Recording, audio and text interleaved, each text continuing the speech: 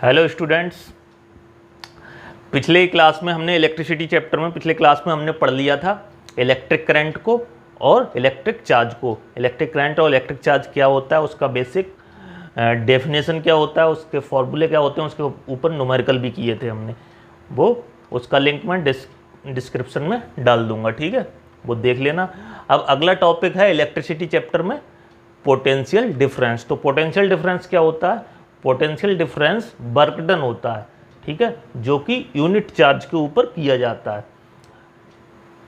किस काम के लिए? एक पॉइंट से दूसरे पॉइंट तक उस चार्ज को ले जाने के लिए, ठीक है। तो इसीलिए ये डेफिनेशन भी लिखी हुई है, the amount of work done to move the unit charge from one point to another point in any electric field is called potential difference between two point. दो पॉइंट के बीच पोटेंशियल डिफरेंस जो होता है, ये दो पॉइंट हैं, इन दोनों पॉइंट के बीच पोटेंशियल डिफरेंस जो कहा जाएगा वो होगा इस पॉइंट से इस पॉइंट तक यूनिट चार्ज को ले जाने में जितना वर्क डन हमें करना पड़ेगा उतना ही इन दोनों पॉइंट के बीच में पोटेंशियल डिफरेंस होगा। और पोटेंशियल डिफरेंस को हम एक और नाम से प्रैक्टिकल लाइफ में जानते हैं, और बुक्स में तो कम यूज होता है, बुक्स में तो पोटेंशियल डिफरेंस ही कहते हैं इसे, लेकिन प्रैक्टिकल लाइफ में तुम लोगों ने सुना भी नहीं होगा। जो इलेक्ट्रीशियन वगैरह होते हैं वो कभी इस चीज़ का, या जो जनरल लाइफ है घर में, तुम लोगों ने सुना होगा अपने मम्मी पापा को बात करते हुए कि वोल्टेज कम है, वोल्टेज ज़्यादा है। तो वोल्टेज ही वही वर्ड है, वोल्टेज ही होता है। पोटेंशियल डिफरेंस को हम वोल्टेज कहते हैं, ठीक है। वोल्टेज ज़्यादा आ रहा है, ये कहने का मतलब क्या होता है? दो पॉइंट के बीच में पोटेंशियल डिफरेंस ज़्यादा है। वोल्टेज कम आ रहा है तो इसका मीनिंग ये है दो पॉइंट, ठीक है, के बीच में पोटेंशियल डिफरेंस कम है। इसको और ज़्यादा डिटेल में जानोगे वो तो आगे जानोगे, अभी फ़िलहाल बेसिक है इसका 10th क्लास में। तो देखो, अगर हम इसको समझना चाहें तो ऐसे कह सकते हैं जैसे कि ये कोई इलेक्ट्रिक फील्ड है, इसमें पॉइंट ए है, ये बी पॉइंट है। अगर हम किसी क्यू चार्ज को यहाँ से यहाँ तक ले जाएं, इसको मूव करा के यहाँ से यहाँ ले जाएं, तो जो हमें काम करना पड़ेगा, काम मतलब वर्क डन करना पड़ेगा, ठीक है, वर्क डन होगा, वही पोटेंशियल डिफरेंस होगा ए और बी पॉइंट के बीच में, ठीक है। ये तो बात समझाने के लिए थी, ये कोई फिगर नहीं है। अच्छा, पोटेंशियल डिफरेंस को हम डिनोट किससे करते हैं? वी से, कैपिटल वी से, ठीक है। पोटेंशियल डिफरेंस को हम कैपिटल वी से डिनोट करते हैं। लिख दो, it is denoted by capital B, ठीक है। तो हमारा फॉर्मूला हो गया, पोटेंशियल डिफरेंस कहें या वोल्टेज कहें, voltage is equal to work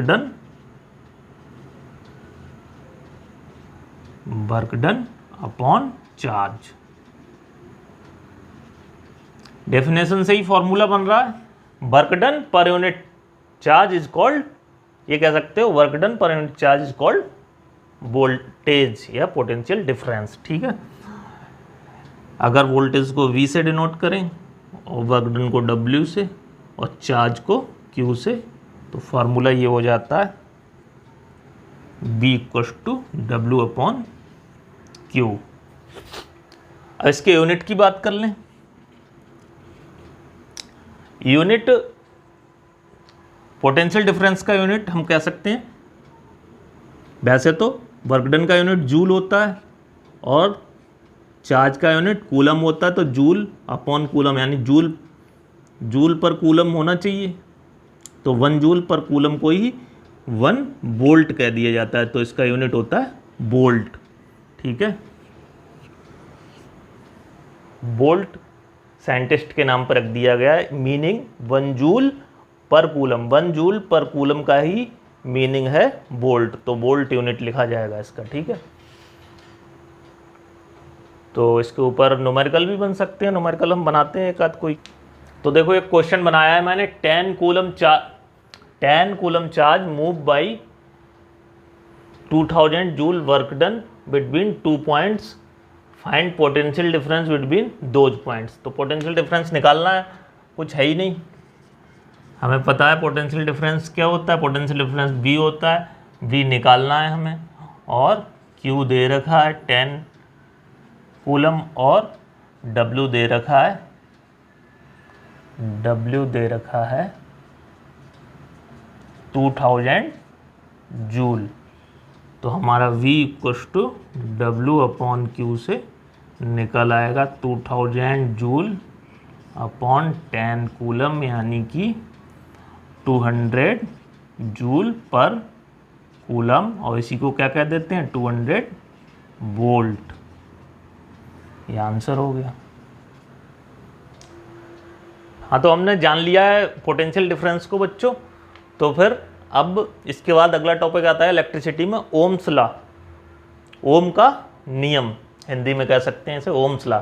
तो ओम्स लॉ ये कहता है पोटेंशियल डिफरेंस जो होता है वो डायरेक्टली प्रोपोर्शनल होता है इलेक्ट्रिक करंट के। ओम्स लॉ अगर कोई पूछता है ओम्स लॉ क्या होता है, या एग्जाम में पूछा जाता है डिफाइन ओम्स लॉ, तो सिर्फ इतना काफ़ी है, according to Ohm's law potential difference is directly proportional to the electric current at constant temperature. ये कह देते हैं एंड में कि कांस्टेंट टेम्परेचर।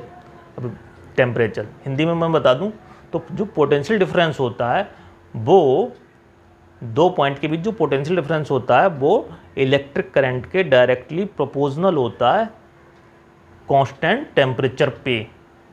ठीक है, यही ओम्स लॉ है। ठीक है,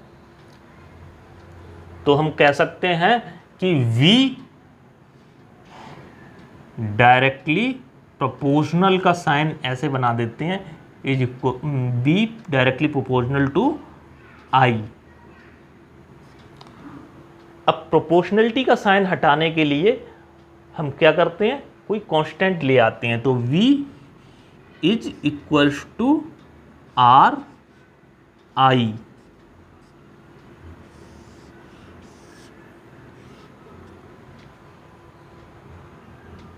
where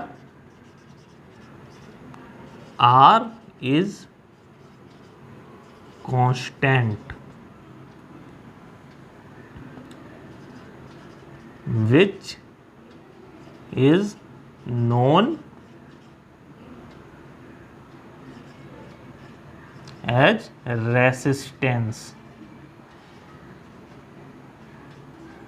ठीक है, रेसिस्टेंस ऑफ कंडक्टर। ठीक है, तो ओम्स लॉ क्या है, according to Ohm's law potential difference between two points is directly proportional to the electric current या करंट एट कांस्टेंट टेम्परेचर। इसका मीनिंग ये हुआ V is directly proportional to I, यानी कि V is equals to RI, और R क्या है, constant of proportionality है, जिसको हम रेजिस्टेंस ऑफ कंडक्टर कहते हैं। अब हमारे पास एक नई टर्म आ गई, रेजिस्टेंस। किसी भी कंडक्टर का रेजिस्टेंस क्या होता है, यही कांस्टेंट होता है जो ओम्स लॉ में यूज होता है। ठीक है, इससे हम और भी फॉर्मूले बना सकते हैं। हम कह सकते हैं कि जो रेजिस्टेंस होगा वो हमेशा V/I होगा। ठीक है, और करंट पूछी जाए तो V/R होगी। ये तो छोटी सी बात है, अपने आप ही बना लोगे। अब हमने बात करी रेजिस्टेंस की, तो रेजिस्टेंस को भी डिफाइन कर देते हैं। Resistance is the property of conductor. ठीक है, it is the property of conductor, या कंडक्टर को हम जनरल लाइफ में वायर की तरह यूज, तार की जो प्रॉपर्टी होती है ये। ठीक है, और कैसी प्रॉपर्टी होती है, विच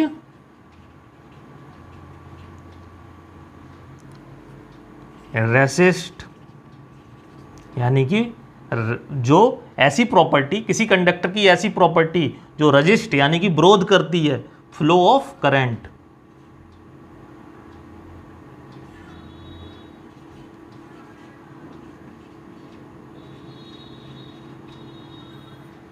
ठीक है। तो रेजिस्टेंस को कोई डिफाइन करने को कहे या फिर एग्जाम में पूछ लिया जाए रेजिस्टेंस क्या होता है, तो तुम कहोगे रेजिस्टेंस कुछ नहीं होता, it is the property of conductor. ये कंडक्टर या फिर जो भी मेटल या वायर है उसकी एक प्रॉपर्टी होती है। जो कैसी प्रॉपर्टी होती है? जो रजिस्ट फ्लो ऑफ करंट, जो करंट के बहने का रजिस्ट करती है, यानी कि विरोध करती है।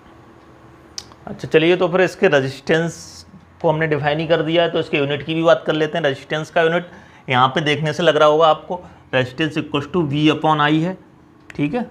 R equal to V upon I है, तो यानी कि इसका जो यूनिट होना चाहिए वो होना चाहिए वोल्ट पर एम्पियर, लेकिन वोल्ट पर एम्पियर को ही हम क्या कह देते हैं? ओम कह देते हैं, ओम। ऐसे पढ़ते हैं, इसे ओ एच एम, ओम। उसका साइन ओम का ये होता है, ऐसे बना दो। तो देखिए ओम्स लॉ में ही एक टॉपिक आता है, बी आई ग्राफ ड्रॉ करते हैं हम इसका।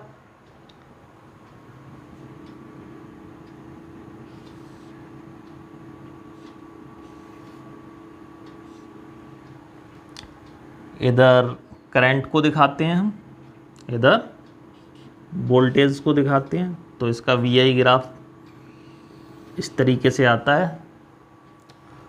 जैसे जैसे हम करंट को बढ़ाएंगे वैसे वैसे देखो हर पॉइंट पर, जैसे करंट जीरो थी तब तक वोल्टेज भी जीरो था। करंट बढ़ा के हमने मान लो कुछ कर दी तो वोल्टेज भी बढ़ के कुछ हो गया। फिर और करंट बढ़ाई, एक्स एक्सिस पे करंट बढ़ रही है, वाई एक्सिस पे वोल्टेज भी बढ़ता जा रहा है। तो ये इसका वी आई ग्राफ है ओम्स लॉ का। तो इसका जो वी आई ग्राफ है, ये इसका जो स्लोप होता है वो हमें रेजिस्टेंस बताता है, ठीक है। तो स्लोप ऑफ वी आई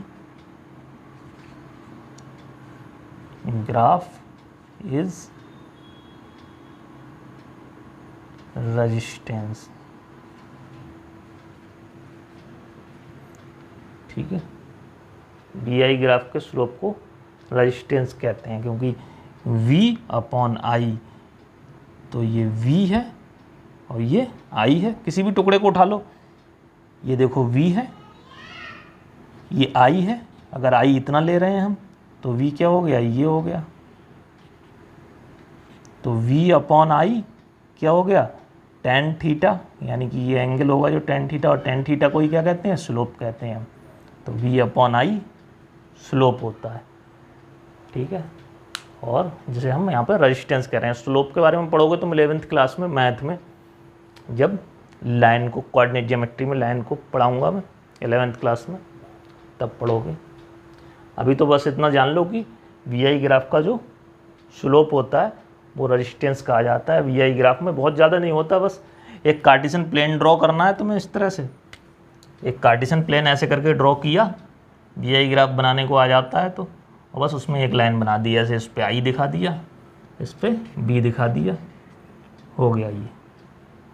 ये भी कुछ नहीं, इतना ज़्यादा बनाने की ज़रूरत नहीं है, यही वी आई ग्राफ है। अच्छा चलिए, तो अब देख लेते हैं नेक्स्ट टॉपिक इलेक्ट्रिसिटी में, जो एनसीईआरटी में या बुक्स में दिया गया है, फैक्टर्स अफेक्टिंग रेजिस्टेंस। ऐसे फैक्टर जो रेजिस्टेंस को अफेक्ट करते हैं, यानी कह सकते हैं हम जिन पे रेजिस्टेंस डिपेंड करता है। किसी कंडक्टर का जो रेजिस्टेंस है वो किन किन फैक्टर्स पे डिपेंड करता है। तो देखिए, सबसे पहले तो टेम्परेचर पे डिपेंड करता है, ठीक है। टेम्परेचर के प्रोपोर्शनली होता है, जैसे कि टेम्परेचर बढ़ेगा तो रेजिस्टेंस भी बढ़ेगा, टेम्परेचर घटेगा तो रेजिस्टेंस भी घटेगा। तो यानी कि टेम्परेचर पे डिपेंड करता है। नेचर ऑफ मटेरियल, जिस मटेरियल से कंडक्टर है, यानी कंडक्टर का मतलब वायर समझ लिया करो मन में। बुक में हमेशा कंडक्टर कहा जाएगा, लेकिन प्रैक्टिकली आप लोगों ने बचपन से जो देखते चले आए हो वो तार देखा है, वायर को देखा है, तो कंडक्टर का मीनिंग वायर समझ लिया करो।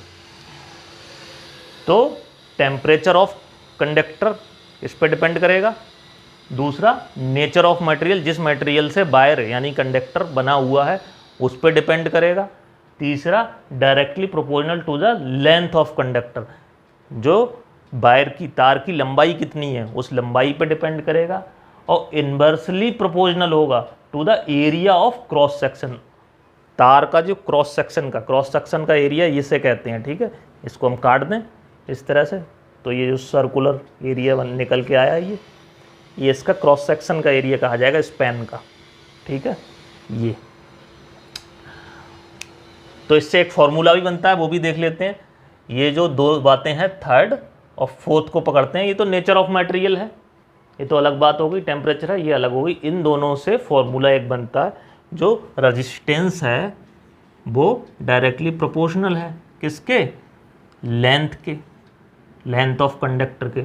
और जो रेजिस्टेंस है वो डायरेक्टली प्रोपोर्शनल, इन्वर्सली प्रोपोर्शनल है। इन्वर्सली प्रोपोर्शनल में 1 में लिखते हैं एरिया ऑफ क्रॉस सेक्शन के, यानी कि रेजिस्टेंस जो हो गया वो प्रोपोर्शनल हो गया, इन दोनों को कंबाइन कर दें L/A के।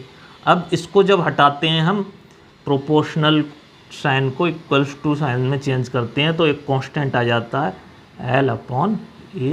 ये एक फार्मूला बन जाता है। यहाँ पे जो रो है इसको रो कहते हैं, ठीक है। ये जो रो है इज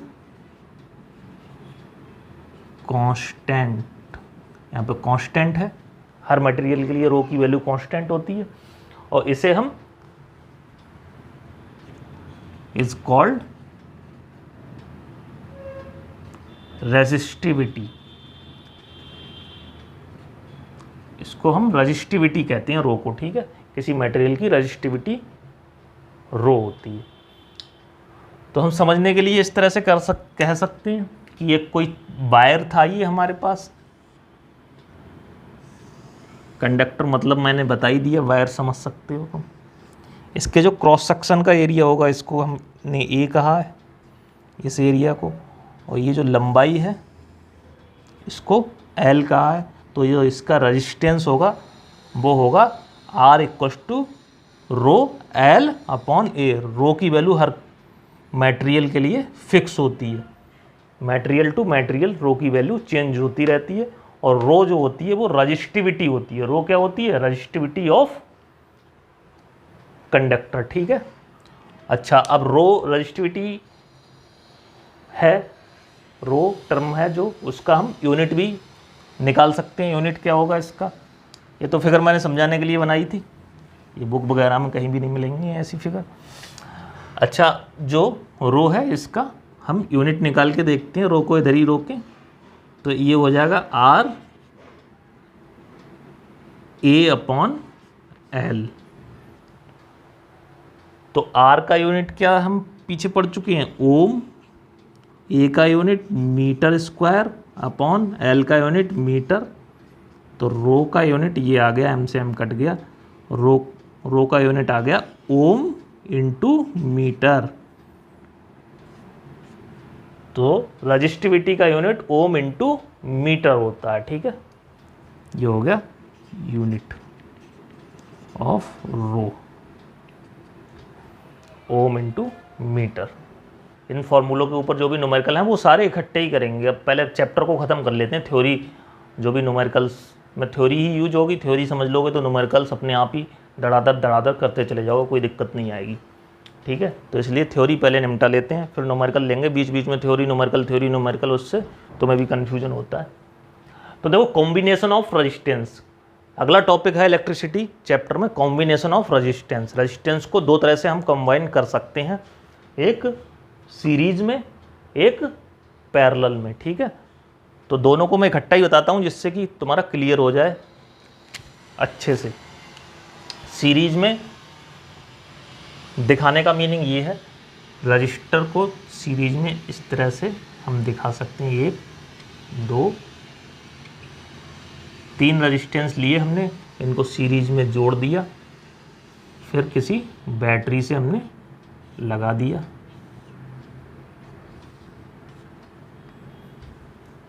मान लीजिए इस बैटरी का वोल्टेज B था और जो रेजिस्टेंस लगाए थे R1 R2 R3 थे। पैरेलल में इस तरह से दिखा सकते हैं हम, पैरेलल में